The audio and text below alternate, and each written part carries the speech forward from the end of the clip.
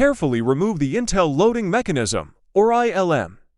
Make sure to keep the chip in place to protect the motherboard pins from any damage.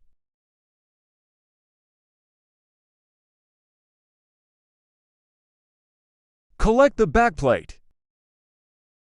Make sure the chip's silicon surface is completely clean. Apply a thin and uniform layer of liquid metal on the chip's silicon surface.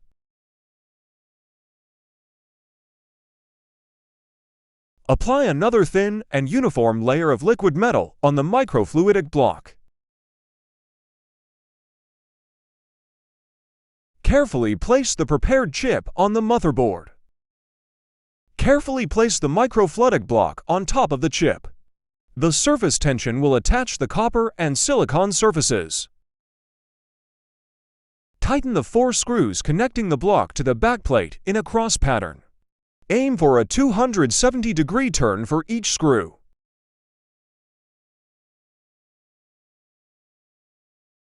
Finish connecting your liquid cooling loop.